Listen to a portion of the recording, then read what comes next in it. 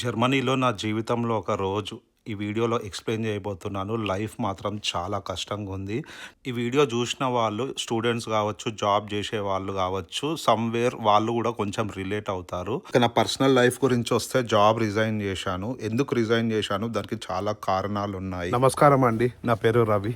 చాలా రోజుల నుంచి వ్లాగ్ చేయలేదు. యాక్చువల్లీ మేము 2 వీక్స్ బ్యాక్ ఐర్లాండ్ వెళ్ళాము. అక్కడ చాలా చలి ఉండే, కొంచెం సిక్ అయ్యాను. 2 వీక్స్ నుంచి హెల్త్ బాగాలేదు, వాయిస్ కూడా పోయింది. సో చూడండి, మొత్తం యూరోప్లో ఈసారి బాగా స్నో పడుతుంది. రోడ్లు మొత్తం చూడండి ఎలా అయిపోయాయి. సో ఇప్పుడు మార్నింగ్ 7 అవుతుంది, టెంపరేచర్ -3 ఉంది. గ్లౌజ్ కూడా వేసుకోలేదు, ఎందుకంటే అలవాటు అయిపోయింది చలి. చాలా మంది ఎవరైతే జర్మనీ కొత్తగా వస్తారో వాళ్ళు బాగా కంప్లైంట్ చేస్తారు చలి బాగుంది అని. ఈ సంవత్సరం మాత్రం నిజంగానే ఎక్కువ ఉంది. లాస్ట్ 16 ఇయర్స్ లో ఈ సంవత్సరం ఉన్నంత చలి ఎప్పుడు లేదంట. సో ఇప్పుడు నేను ఆఫీస్ వెళ్తున్నాను, నడుచుకుంటూ వెళ్తున్నాను, ఎందుకంటే నా కారు ఆఫీస్లోనే ఉంది. నిన్న డాక్టర్ అపాయింట్మెంట్ ఉండే, ఆఫీస్ దగ్గరనే హాస్పిటల్, అక్కడ కార్ పార్కింగ్ లేదన్నట్టు. సో బస్లో వెళ్ళాను అండ్ కారు ఆఫీస్లోనే ఉంది. సో ఇప్పుడు నేను బస్లో వెళ్తాను. సో చూడండి స్ట్రీట్స్ మొత్తం ఎలా ఉన్నాయి.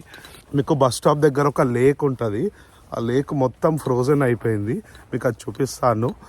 అండ్ ఇట్లా చలి బాగా ఉన్నప్పుడు రోడ్ల మీద నడుస్తే మస్తు మజా వస్తుంది, ఎందుకంటే వింటర్ వండర్ల్యాండ్ లాంటి ఫీలింగ్ వస్తుంది. కాకపోతే కొందరు ఆ చలి తట్టుకోలేరు. ఇలా స్నో పడ్డప్పుడు కంపల్సరీ బూట్స్ వేసుకోవాలి. నేను చూస్తున్నాను కొత్తగా జర్మనీ వచ్చిన వాళ్ళు వింటర్లో స్పోర్ట్స్ షూ వేసుకుంటున్నారు. అది చాలా డేంజరస్. సో ముందు మీకు ఒక లేక్ చూపిస్తాను, అది మొత్తం ఫ్రోజన్ అయింది. ఇది సమ్మర్లో ఎలా ఉంటుందో చూడండి లొకేషన్. ఇప్పుడు కంపేర్ చేస్తే మీకు తెలుస్తుంది, మొత్తం ఏదో ప్రపంచం లాగానే అనిపిస్తుంది. చూడండి వాటర్ ఎలా కనిపిస్తుంది. ఇప్పుడు మీకు వింటర్ వీడియో చూపిస్తాను. లేక్ మొత్తం గడ్డగట్టుకపోయింది. కొంతమంది దీని మీద నడవడానికి ట్రై చేస్తారు, అది చాలా డేంజరస్. సో ఇప్పుడు ఆఫీస్కి బయలుదేరదాము. ఇప్పుడు మీరు చూస్తున్న లొకేషన్ బెర్లిన్ స్పాందావు. లాంగ్ డిస్టెన్స్ ట్రైన్స్కి ఇది ఒక ఇంపార్టెంట్ స్టాప్. ఇప్పుడు ఇక్కడ మనం బ్రేక్ఫాస్ట్ కొనుక్కుందాము. యూజువల్గా బ్రేక్ఫాస్ట్ ఇంట్లోనే చేస్తాను, కానీ ఎప్పుడైనా ఎర్లీగా స్టార్ట్ అయితే ఇక్కడ నేను బ్రేక్ఫాస్ట్ కొనుక్కుంటాను. సో ముందు మీరు చూస్తున్నారు చూడండి, ఇది ఒక ఫ్రెంచ్ బేకరీ. ఇక్కడ క్రొసాంట్ చాలా బాగుంటుంది.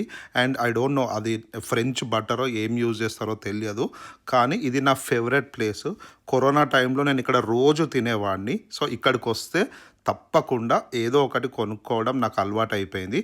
సో చూడండి, ఇది పానో షోకోలా అంటారు. ఇది ఒక పఫ్ లాగా, లోపల చాకో చిప్స్ ఉంటాయి, చాలా బాగుంటుంది. సో బ్రేక్ఫాస్ట్ అయిపోగానే ఇక్కడ నుంచి నేను ఒక బస్ తీసుకోవాలి. సో ఇది చూడండి, ఈ డోర్ ఉంది కదా, ఈ డోర్ బయట బస్ స్టాప్ ఉంటుంది. సో వింటర్లో నేను ఇక్కడ నిలబడి చూస్తాను, బస్ వచ్చినప్పుడు ఇక్కడ నుంచి వెళ్ళి బస్ ఎక్కుతాను. యూజువల్గా కార్లో వెళ్తాను ఆఫీసు, కానీ ఇవాళ బస్లో వెళ్ళాల్సి వస్తుంది. జర్మనీలో 6,500 రూపాయలు కడితే మనకు ఒక బస్ పాస్ వస్తుంది. అది జర్మనీలో మనం ఏ సిటీలోనైనా ఎక్కొచ్చు, ఎక్సెప్ట్ స్పీడ్ ట్రైన్స్. సో ఇప్పుడు నేను ఆఫీస్ వెళ్తున్నాను. మీ అందరికి ఒక విషయం చెప్పాలి, నా జాబ్ April 1, 2026కి అయిపోతుంది. ఆ తర్వాత ఏం చేయబోతున్నానో ఫ్యూచర్ వీడియోస్లో చెప్తాను. సో ఇది నా ఆఫీస్ రూము. ఇక్కడ నేను మా కొలీగ్ ఇద్దరం పనిచేస్తాము. సో అప్పుడప్పుడు అతను వర్క్ ఫ్రమ్ హోమ్ చేస్తే నేను ఒక్కడనే ఉంటాను. సో ఇప్పుడు మీకు మా ఆఫీస్లో క్యాంటీన్లో ఎలాంటి ఫుడ్ దొరుకుతుందో చూపిస్తాను. ఇది యూరోపియన్ ఫుడ్, తప్పదు. మీరు ఎవరైనా యూరోప్ వస్తే ఇలాంటి ఫుడ్డే తినాలి. ఇది మొరొక్కన్ టజీన్ అంటారు. అది కుస్కుస్, ఇది వెజిటేబుల్స్, అది fried chicken leg piece. So మన ఇండియాలో బిర్యానీ ఎంత ఇష్టంతో తింటారో, అదేవిధంగా మొరక్కోలో కూడా ఈ తజీన్ అన్నది అంతే ఇష్టంతో తింటారంట. సో ఇప్పుడు మీకు నెక్స్ట్ ఫోటోలో మా ఆఫీస్లో వెజిటేబుల్ ఇండియన్ బిర్యానీ ఏ విధంగా ఉంటుందో చూపిస్తాను. డెఫినెట్లీ బెంబలెత్తిపోతారు. సో ఇప్పుడు మీరు చూస్తున్నారు కదా, ఇది వెజిటేబుల్ ఇండియన్ బిర్యానీ. అది రైస్, ఫెటా చీజు, పల్లీలు, కొంచెం పెరిగేశాడు. ఓకే బాగానే ఉండే, కానీ ఇదైతే బిర్యానీ కాదు. కానీ మా షెఫ్ కొంచెం అలా క్రియేటివిటీ యూజ్ చేసి ఇలా తయారు చేశాడు రెసిపీ. మీరు స్టూడెంట్ అనుకోండి, యూనివర్సిటీ క్యాంటీన్లో కూడా ఇలాంటి ఫుడ్డే ఉంటుంది, pasta and European food. So Indian food కావాలి అని ఎక్స్పెక్ట్ చేయకండి. మీకు ఇండియన్ ఫుడ్డే తినాలని ఉంటే కంపల్సరీ ఇంట్లో వండుకొని తీసుకెళ్ళండి. ఇక జాబ్ ఎందుకు రిజైన్ చేసినో ఫ్యూచర్ వీడియోస్లో చెప్తాను. ఈ మధ్య రోజు ప్రొద్దున 4:00 లేస్తున్నాను. ఎందుకంటే ఈ మధ్య ఫ్రెంచ్ నేర్చుకుంటున్నాను. నా కూతురికి స్కూల్లో ఫ్రెంచ్ లాంగ్వేజ్ ఉంది.